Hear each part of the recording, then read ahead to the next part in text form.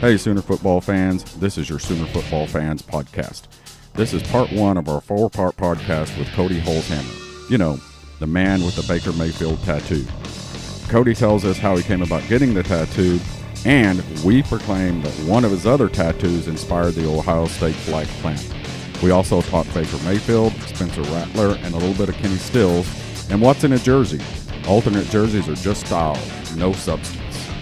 Boomer.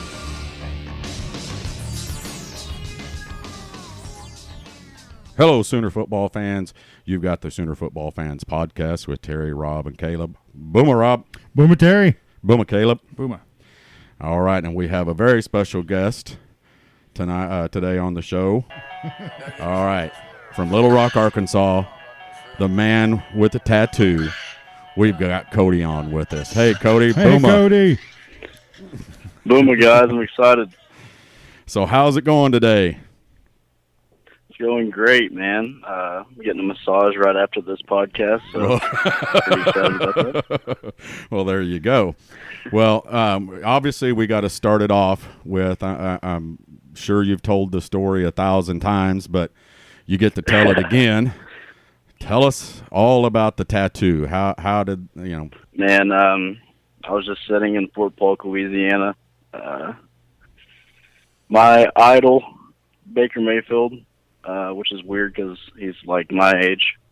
I tweeted him. I said, if he retweets this, you know, I'll get the tattoo of him on my leg. I didn't know what tattoo I would get, but it would come to me. But anyway, I went to sleep and I woke up. I don't know if I knew before I went to sleep or not, but he retweeted it and he said, as long as you get the mustache. And it just blew up. Like within hours, people were calling me at work, trying to do interviews. I was on SportsCenter and all that kind of thing. And then the pressure was on. Like I was going to get it regardless, but they were like, have you got it yet? Have you got it yet? But it took me about a week to get it. But that's what happened, man. Do we have a picture of this? Yeah, we have a picture of it. I just tweeted it out a while ago. So does he still follow you on Twitter? Does he do anything, or does he just follow you and that's it? Does he ever like anything you ever put out or stuff like that? He did follow me. He followed me on my last account, and then I made a new account because something was terribly wrong with my last account. But yeah, he just followed me and he messaged me. He said, "You're crazy." Pretty much just called me a crazy guy, and he told me he was going to bring me to one of the first home games, but that never happened, which was pretty smart by I'm sure it was something to do with the administration, because then everybody would be wanting to get tattoos. But so did you ever did you ever send a picture of yourself to him and ask if he would get a tattoo of you? No, I would never do that. He would probably never talk to me again.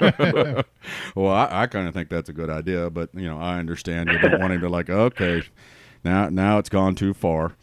But so you know, with your picture, okay, obviously you're a tattoo guy. How many tattoos have you got?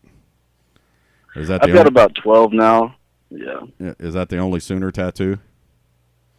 I've actually got. It's weird because I got a tattoo. I'm really into space and all that kind of stuff. So I got an astronaut with like a flag planted, and it has OU on it. But I got that 2 weeks before the Ohio State game. So people thought, you know, I got that right after the Ohio State game, but I actually got it 2 weeks before, and it really worked out. So thanks, Vic. Yeah. So now wait a second. Let's think about this.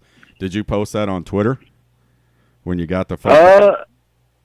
I think I did, but I may not have because it wasn't finished. It's still not actually finished. I just got the outline done because it took a long time, and then I was going back for color. But no, I don't know if I tweeted that or not. Because I'm thinking, you know, maybe that actually inspired Baker at the Ohio State game. If that is the reason, I will be very happy. Yeah. So you know, maybe he saw that, you know, you got the tattoo, and he was like, hey.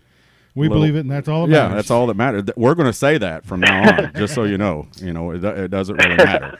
But we're going to say, hey, now we got the inspiration of the flag plant. Which brings me to my next point. We're going to do Kyler Murray tattoo this year for what big game? Right? I'm going to run out of skin. You're gonna have a bunch of quarterbacks on there, aren't you? Yeah, because after that, you'll have to have the Rattler put on you. It's a Rattler, and God only knows what. Oh, Rattler's going to be a show. Yeah, just his name alone is going to make it a show. I mean, good. Yeah. That's to have a quarterback with a name like that and the skills that he has, it's going to be pretty cool. So I saw. Yeah, go ahead.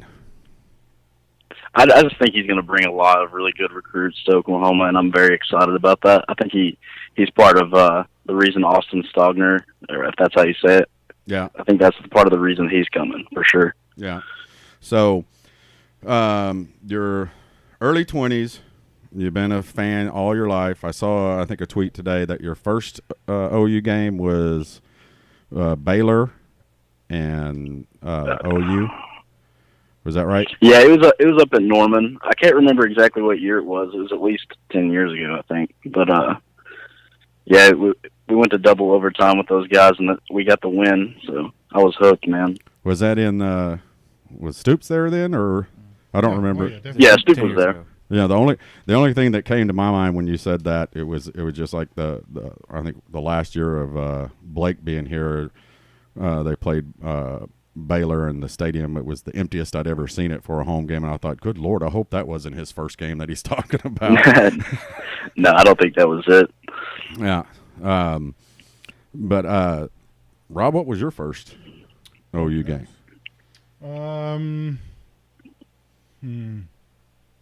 That's a long time ago, I know. Be honest with you, I cannot even remember.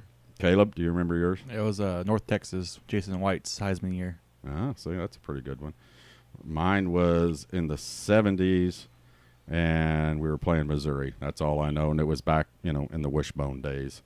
So, nice. Yeah, that's how old, I am. So obviously, you're a big Baker fan, without saying anything else about that. But you also say you're a big Kenny Stills fan as well. What's yeah, very big Kenny Stills. Okay, what? I mean, I don't know. I've always a weird obsession with tattoos. Like, he had some cool tattoos, so I was like, hey, I like this guy. And then I think it was the Texas game. He laid that block on the D-back to bust open the big touchdown. I think that was Texas. Yeah. I don't know, man. I really like that guy, and he made some big plays for us. He kind of made me like the Dolphins a little bit. They're not my team, but he's just a baller, man. I like everything about it. Yeah. If Baker goes there, then you have to be a Dolphins fan. He's rumored to go man. there. I hope Baker I'd get goes a Dolphins to Miami. jersey. Yeah, I mean, I think that's where his best fit would be. But Kenny Stills also had some great hair. I think he still does, doesn't he? Yeah. Oh, he does have some great hair. I used to have long hair like that I could do that with. We have hair on our chins now. Except for me. I still got hair. So I still got hair.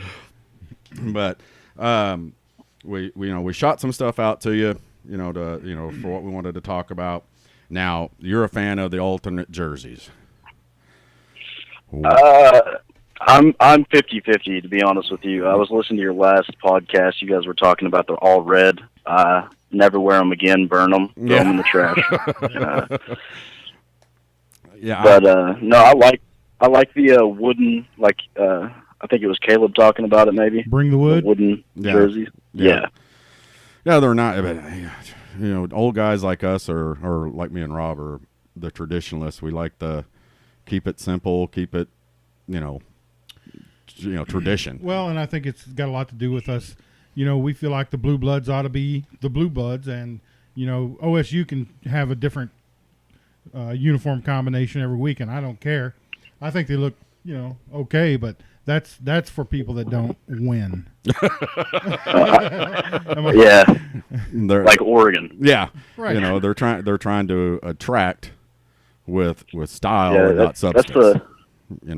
That's the funny thing about it is I love the traditional stuff like Bama, us, Florida State. Yeah, even Texas. Texas doesn't really change that much. I just like Oregon. They had a couple good years. They did, but they're getting a lot of really good recruits.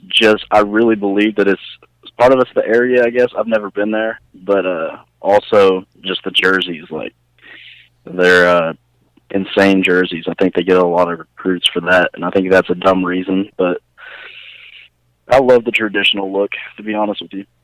Yeah, I mean, and, I think you can attribute the Oregon's success early on these last, until everybody started doing it, like I was saying in the last one, was that was their thing. I mean, being a Sooner fan, I talked to, friends of mine back then. It was like, man, if I would get recruited and, if I had that kind of talent, if I would get recruited, I would have to think about Oregon if they were coming after me.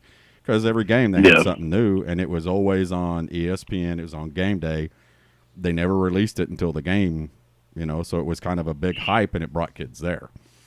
And, it helped them build their program, while Chip Kelly was there, and, now it's. And absolutely, if we were Oregon, I would be all over that, but we're not Oregon. Yeah. And in fact, there's only one blue blood program that I know of that have messed with their uniforms at all that I even remotely care about, and that is Notre Dame. They messed with the jersey some, but you notice they never messed with that gold dome, did they? No. Yeah. I really like Notre Dame's jerseys. Yeah. Yeah, it's the simplicity, and I think there's a lot to say with that, but I mean, in the world we're in today with Twitter and all this flashy stuff, I mean, it does reflect